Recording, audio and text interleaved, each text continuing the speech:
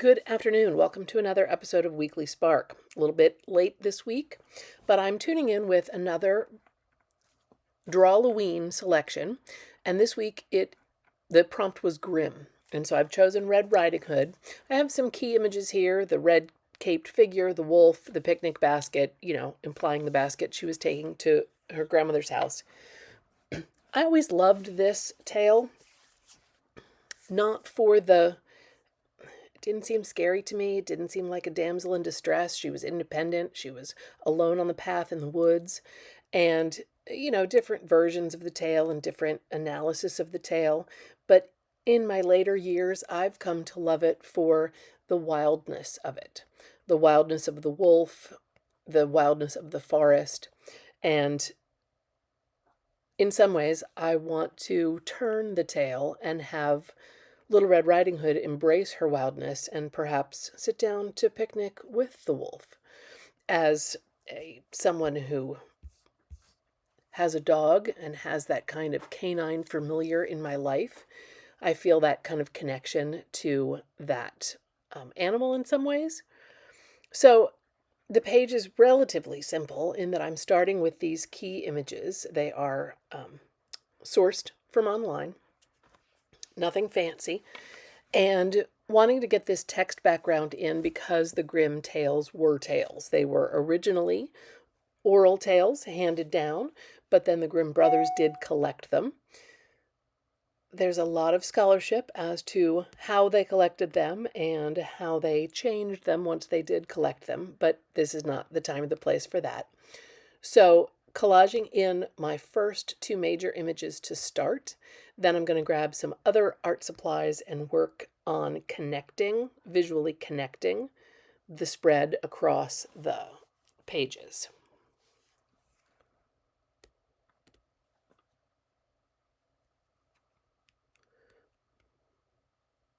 A little gesso here. I want to follow the line from the edge of her cape and kind of swoop that across the pages. I'll probably add some color to this later, but just wanting to set up this connection between the images and obscure some of the text so it's not too much of a component in the spread.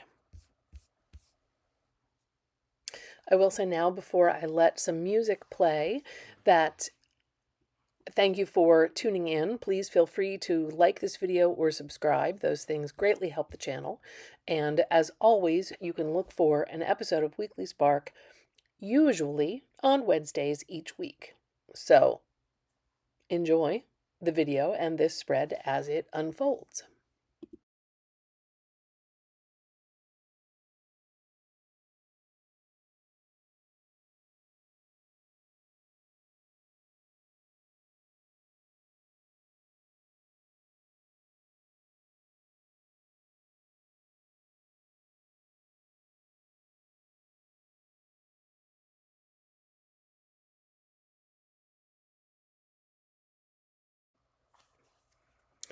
Well, that was Titan Gold Buff. That's a golden fluid acrylic. And now I've pulled out some distress sprays by Ranger.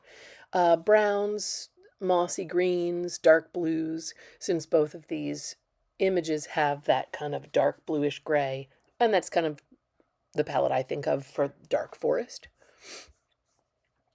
So there is still text showing through, but some of the bold heading texts have been obscured by paint. And now I can use the spray to kind of frame the spread where there was a little bit of a margin to either side of the collaged in images.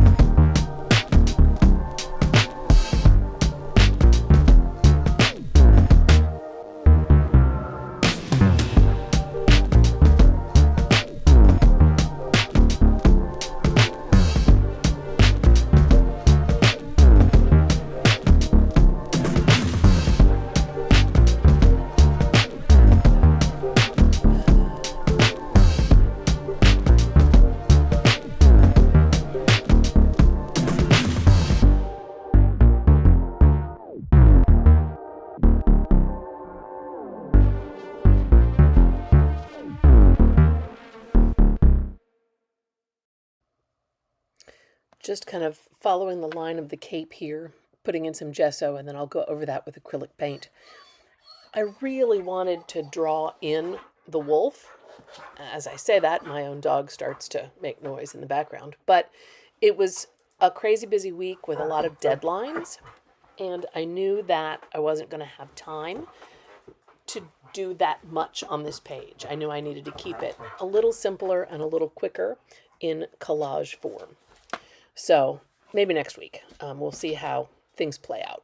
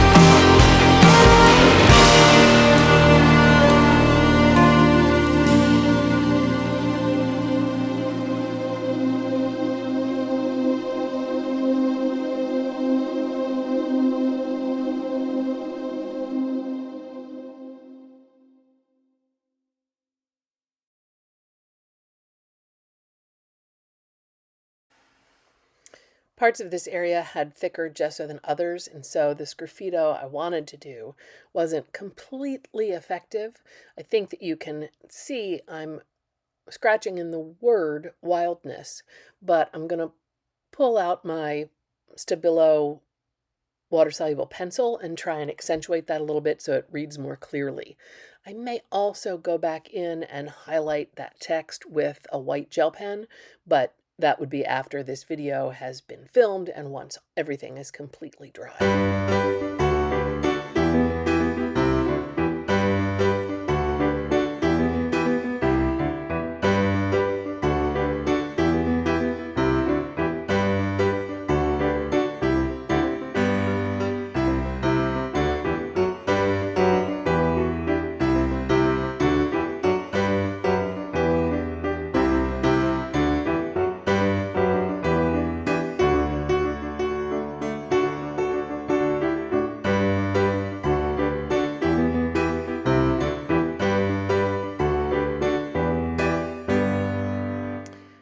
After taking that moment to just look and evaluate, I'm very happy with everything, but I needed to bring a little red onto the left side of the spread. I wanted to have a layer of stenciling over top to kind of unify things, because I'm always trying to make my collaged images not look stuck on, but really integrated into the page. And I wanted to have an element in color on the left side to help move my eye around. There are jewel tones in the basket. There's the ruby red of the cape. And so now with this slightly floral, slightly, curly Q element, it's going to, I think, visually link the two sides of the spread together.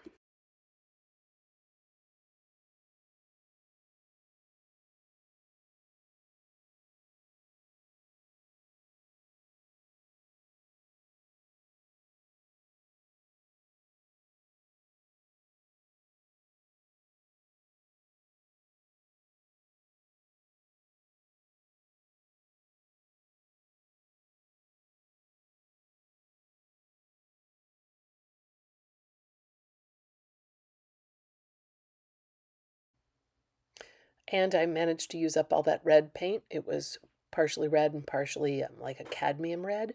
So no paint went to waste. I love it when a plan works perfectly.